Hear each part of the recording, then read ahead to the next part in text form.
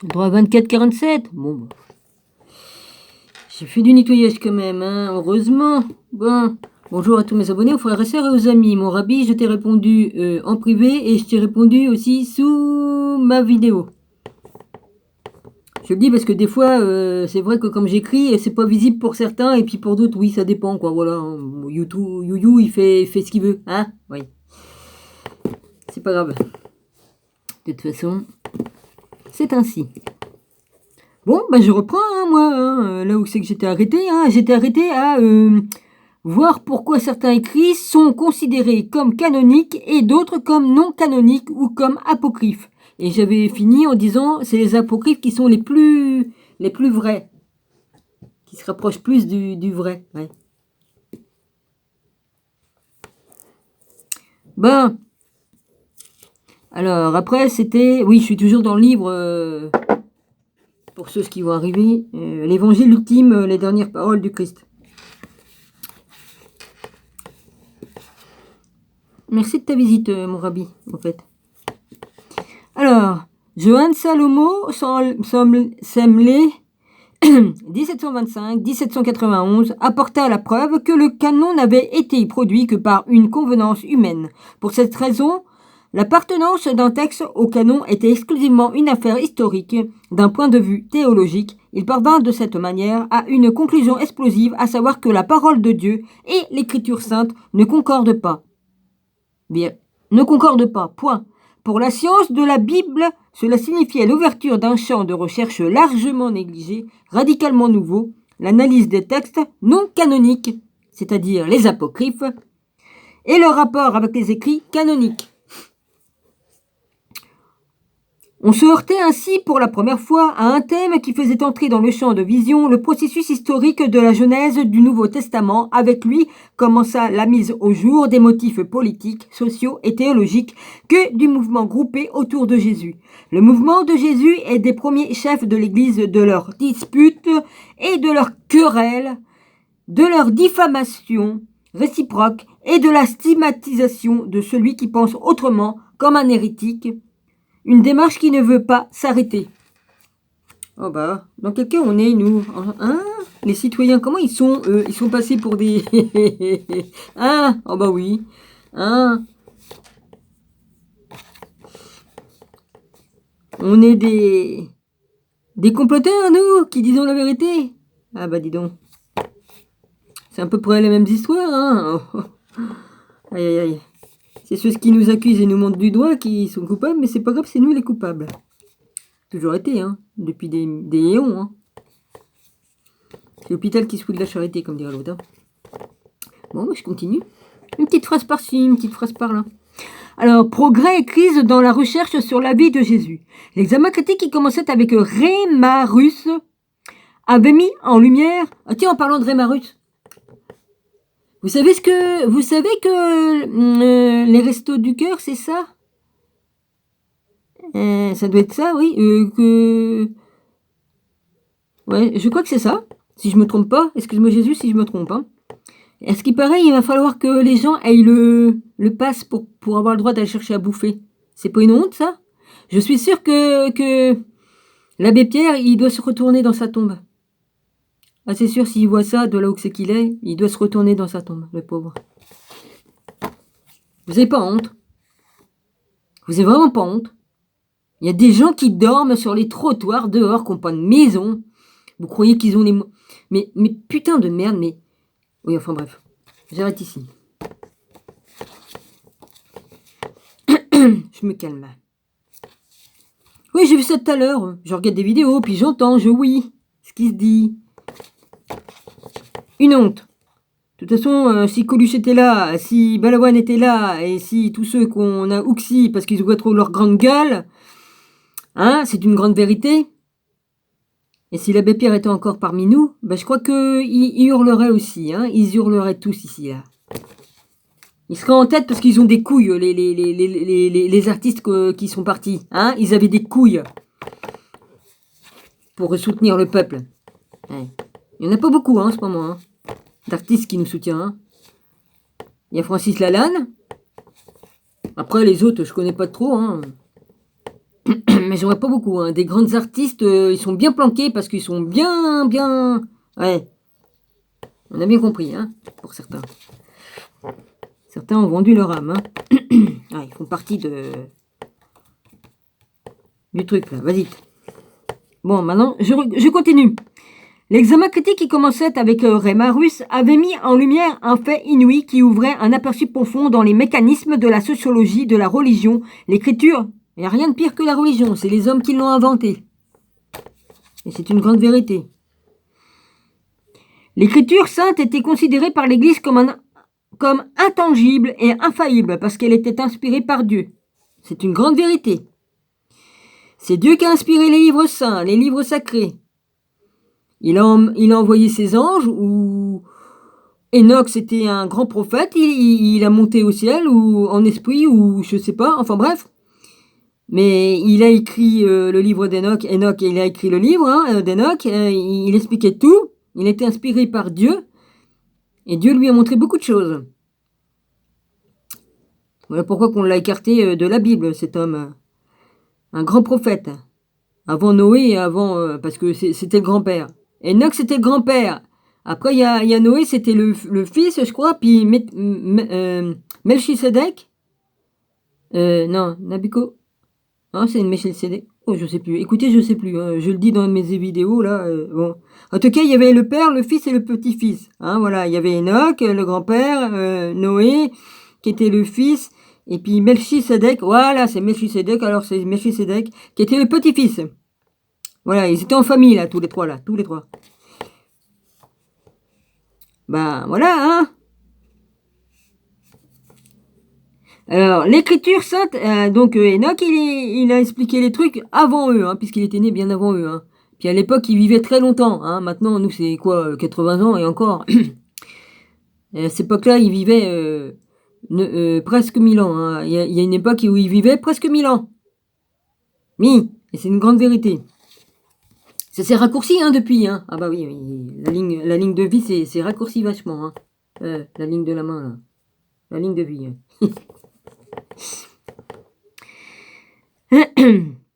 Oh, bah, elle devait faire le tour de la main avant. Oui, bah ça, c'est une bague qu'on avait avec Gilles. Oh, ta ligne de vie a fait le tour de la main. Ouais. Allez. Malheureusement, si ça aurait été vrai, il serait encore là. Hein. Bah. Alors, oui, bon, je plaisante aussi parce que Gilles, il avait de l'humour aussi, donc je crois pas que ça va l'embêter. Il y avait un certain humour. Alors, la sociologie de la religion, l'écriture sainte était considérée par l'Église comme intangible et infaillible parce qu'elle était inspirée par Dieu. Une grande vérité. Chaque mot aurait sa signification et rien ne devrait être éliminé. Exact. Exactement. Bah tiens, c'est comme quand Jésus aussi avait déclaré inamovible selon l'évangile de Matthieu 5,18. Le dernier point sur le i dans la loi mosaïque et les consignes des prophètes. En vérité, dans ces textes infaillibles, intangibles, les chefs d'église et les théologiens ont pendant des siècles massivement interféré, changé, rayé, rédigé. Bah, qu'est-ce qu'ils ont fait avec les écrits de Marie-Madeleine? Qu'est-ce qu'ils ont fait avec d'autres écrits de gens? Il n'y a pas que Marie-Madeleine qui a écrit des livres. Hein? Ils ont effacé. Puis comme le papier coûtait très cher à une époque, les copistes au Moyen-Âge, ils effaçaient des écrits pour réécrire par-dessus. Donc il y a beaucoup d'écrits qui ont disparu aussi. Hein? Alors, le dernier point sur la loi... non, j'en suis d'où déjà?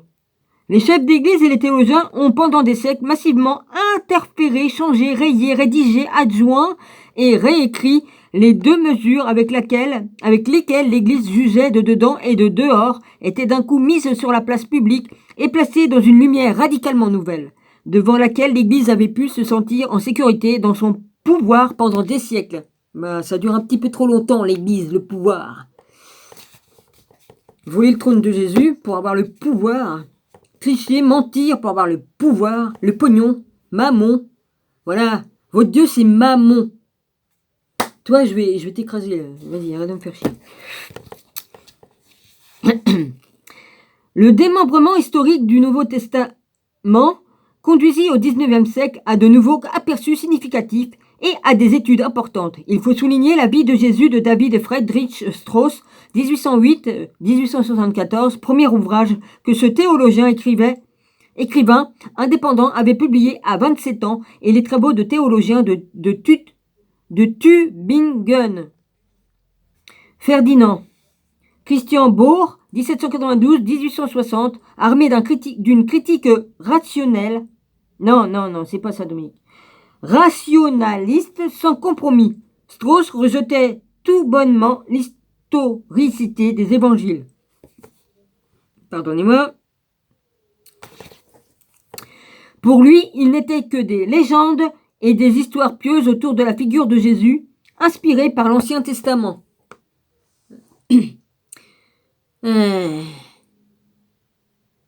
Dans l'Ancien Testament, ils ont parlé de Jésus, ils ont prédit sa venue. Non. Ils étaient trop idiots pour comprendre ça. Des contes. Des contes à dormir debout pendant que vous y êtes. Savoir déchiffrer l'écriture et puis lire entre les lignes, mais vous avez carrément enlevé des lignes, rajouté d'autres lignes. Comme maintenant, ils ont réécrit la Bible. Ah bah oui, le Vatican II, j'en ai rien à foutre, je le dis, parce que là c'est une vérité. Ils ont bien réécrit une Bible dans laquelle ils ont enlevé des morceaux de 28-18. Matthieu 28-18. Ils ont coupé des bouts là-dedans. Ah bah non, il faut pas qu'on dise que Jésus, que son Père y a donné tout pouvoir. Ah bah non, faut pas... il faut surtout pas qu'on sache ça. Ils ont enlevé pas mal de trucs. Vous vous permettez de retirer, mais c'est bien écrit que tu ne retireras rien ni rajouteras quoi que ce soit aux écrits. C'est bizarre quand même, Enfin bref. Après, ses partisans furent parvenus à la conviction que Jésus était le Messie. Ils crurent que c'était réalisé en lui tout ce que l'on attend du Messie selon les prédictions et les précurseurs de l'Ancien Testament et leur interprétation courante. Ils inventèrent donc les détails biographiques et surtout les nombreux actes miraculeux dont Strauss dit qu'il est impossible de penser que sont réellement arrivées des choses aussi contraires à la nature. Tout ce qui est contraire à la nature, alors non, ça n'existe pas. D'accord. Les différents groupes mystiques et de Strauss repèrent dans les récits de la vie de Jésus firent paraître à ses yeux la biographie de Jésus comme non historique. Ferdinand Christian Bohr découvrit une opposition entre les orientations de Paul et le judéo-christianisme, opposition qui apparaît surtout dans l'Apocalypse de Jean. Au cours du IIe siècle, cette opposition se serait résolue dans le sillage de l'apparition du premier catholicisme. La merdasse qui est arrivée là, excusez-moi. Fort de cet aperçu, Bohr essaya de distinguer les écrits authentiques des inauthentiques, ne pouvant valoir comme authentiques que ceux dans lesquels cette opposition est encore présente. Si pour Strauss, la perspective de pouvoir encore mettre au jour l'histoire de Jésus paraissait impossible en raison du fardeau des récits mythiques, Bohr indiquait le chemin qui menait à ce but.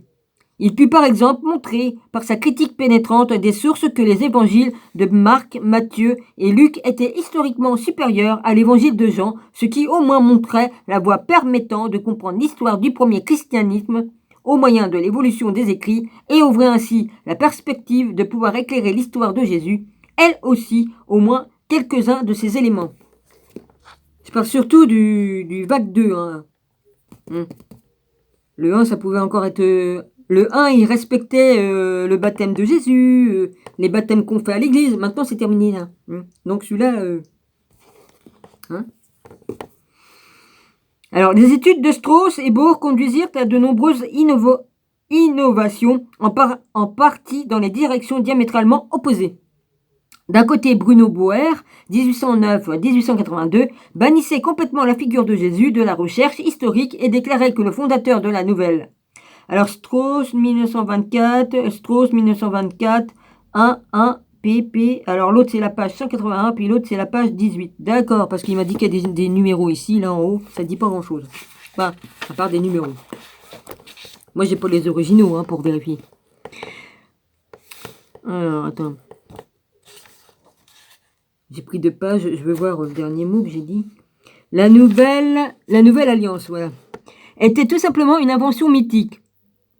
Jésus et Paul ne seraient rien d'autre que des fictions littéraires. Eh ben, ils s'emmerdent pas le cul en chiant. Le christianisme aurait été mis au monde par un groupe fanatique qui l'aurait soudé autour des figures inventées de Jésus et de Paul. Eh ben merde, mon pauvre Jésus. Voilà que t'as été inventé, mon pauvre. Ah, je savais pas. À partir de traditions religieuses juives, grecques et romaines. D'un autre côté, la confrontation intensive avec les écrits sources conduisit jusqu'au milieu du XIXe siècle à des aperçus philologiques déterminants qui aboutissent à la fin à une nouvelle compréhension de l'histoire de Jésus et de ses déclarations. Ils sont ni plus ni moins de dire que Jésus n'a pas existé, que c'est une invention, et puis même si tu as existé, ils vont dire que t'es un menteur, quoi, voilà. Eh ben, ils sont chiés quand même, hein. On découvre d'abord que 3 évangiles se ressemblent beaucoup, l'évangile de Matthieu, de Marc et de Luc. C'est pourquoi on les appelle évangiles synoptiques, parce que l'on peut placer l'un à côté de l'autre les passages du texte dans une vision globale comparative. On voit alors 2 types de concordance qui donnent beaucoup de renseignements. La poursuite des récits dans le texte de Matthieu et de Luc ne concorde que quand elle suit l'histoire présente chez Marc. Faut pas oublier que les copistes,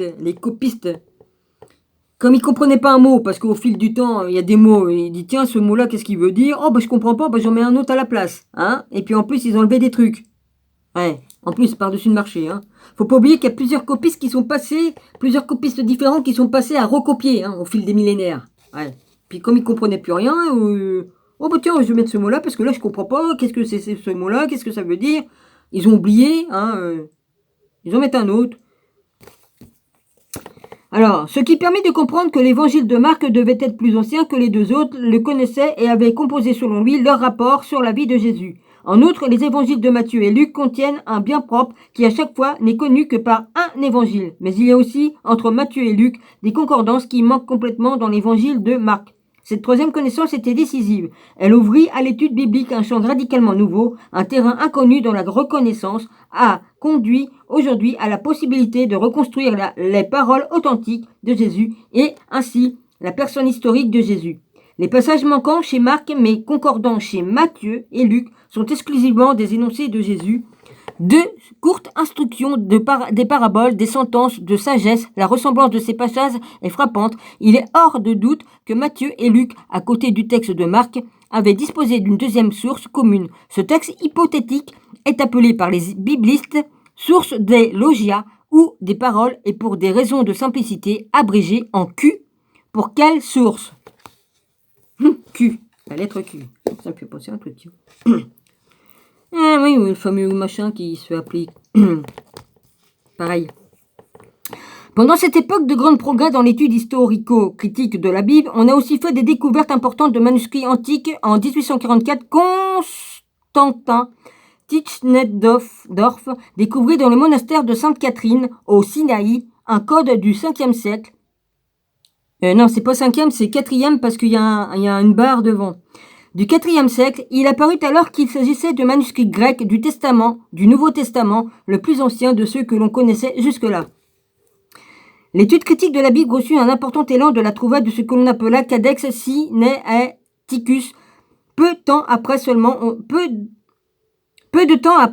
trouva dans la chambre du trésor très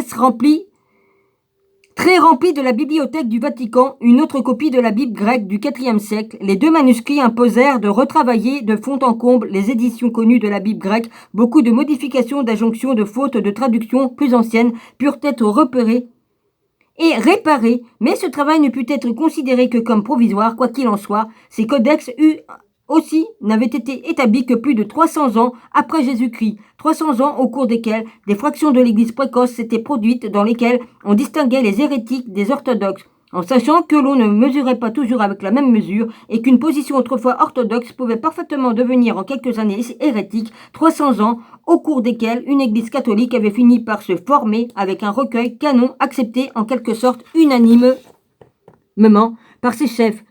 Les saintes écritures du Nouveau Testament. Je voulais dire autre chose. Je donne tellement d'énergie que j'en suis, moi. Oh la vache. Puis il n'y a pas que ça. La vacherie. Les avancées de l'archéologie en Égypte permirent à la fin du XIXe siècle de faire une série d'autres découvertes d'écrits bibliques. Il fut enfin nécessaire de faire paraître une nouvelle édition critique de la Bible grecque. La raison en furent avant tout les papyrus de Chester, Beatty, qui furent obtenus entre 1930 et 1932, à l'époque où ma mère est née, et dont la provenance est inconnue. Il avait déjà été rédigé dans la première moitié du IIIe siècle. Je voulais dire quelque chose pendant que je parlais avant, mais je sais plus, ça s'est envolé. Oui, par rapport à ce que j'ai lu un peu avant, là. Il y a un truc qui m'est venu, puis bon, tant pis. On connaît aujourd'hui beaucoup de fragments de la Bible grecque. Quelques-uns d'entre eux considèrent seulement et en petit nombre des mots ou en ah oui, voilà, je l'ai déjà dit dans mes vidéos. La Bible, elle était bien plus petite, c'était bien plus petit les écrits, il n'y en avait pas autant, ils ont rajouté des choses dans la Bible. Elle était moins épaisse la Bible avant. Ok, c'est ça que je voulais dire. Je l'ai lu dans mes études. Je l'ai dit.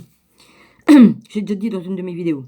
On connaît aujourd'hui beaucoup de fragments de la Bible grecque, quelques-uns d'entre eux consistent seulement en un petit nombre de mots ou en fragments de mots. On ne peut guère les utiliser pour comprendre les versions les plus anciennes du texte, bien que l'on ait fait ces dernières années un bruit énorme autour de ces découvertes. Les manuscrits les plus anciens que l'on connaisse aujourd'hui, le plus long de la Bible grecque, doit avoir été rédigé autour de l'an 200.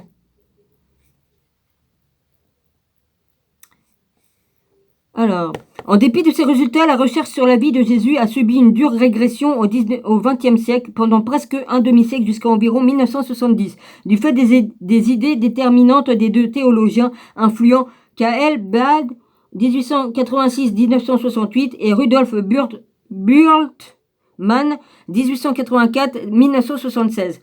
Bart et Bultmann considéraient la recherche de Jésus historique comme l'essai interdit de rendre la foi démontrable, de mettre à sa place une réalité objective. Aujourd'hui encore, cette prohibition théologique gère beaucoup d'efforts visant à faire avancer la recherche sur la vie de Jésus. Le spécialiste du Nouveau Testament, Ernst Kertzerman, je le dis peut-être pas bien, mais c'est pas grave, 1906-1998, résumait sobrement le résultat de la recherche sur la vie de Jésus. Il est des plus vraisemblables que ne viennent du Jésus historique que quelques paroles des sermons sur la montagne, de la confrontation avec le pharisaïsme, un certain nombre de paraboles et toutes sortes de matériel disséminé. Bultmann tirait de ce qui précède la conclusion qu'une image concrète de la personnalité et de la vie de Jésus ne serait plus reconnaissable. Ça va bientôt être fini. J'en ai encore 10 minutes. Pendant longtemps, donc, le célèbre étude d'Albert Schweitzer, 1875-1965, de Reichsmarus à Vred, 1906, continua à montrer les chemins en proposant un inventaire de la recherche sur la vie de Jésus. Schweitzer esquissait le portrait d'un Jésus eschatologique et qui annonce l'apocalypse imminente. Cette image de Jésus est restée largement déterminante. Les recherches modernes qui parlent nettement en défaveur d'un Jésus eschatologique et ont pu repérer ce trait comme une forme de poétisation des disciples judéo-chrétiens dans le mouvement de Jésus doivent se défendre contre un mur de préjugés. Oh, nom d'un chien. Les forces consécratives et fondamentalistes ne veulent pas abandonner leur Jésus belliqueux, apocalyptique. En vérité, du temps de Jésus, le représentant principal de l'Apocalypse proche était Jean le Baptiste. Les membres du mouvement de Jésus avaient repris les conceptions apocalyptiques de Jean. Elles jouèrent avant tout un rôle parmi les judéo-chrétiens parce qu'elles justifiaient une attitude combative révolutionnaire contre Rome. Jésus, au contraire, se séparait de façon consciente des conceptions de Jean et rejetait ses attitudes extrêmes et de ses modes de vie. Il quitta le désert, retourna dans les cités et abandonna la vie ascétique. C'est seulement dans les dernières décennies que des chercheurs sans préjugés ont pu montrer contre les résistances encore massives de l'attitude fondamentaliste que Jésus n'avait rien à faire avec les espoirs messianiques et les nostalgies de fin des temps de ses disciples comme des juifs zélotes. C'est un accomplissement essentiel et fondamental de la critique textuelle moderne d'avoir délivré le Jésus historique des oripeaux tardifs d'un prophète coléreux et apocalyptique. Cet accomplissement est un résultat immédiat de l'analyse détaillée des évolutions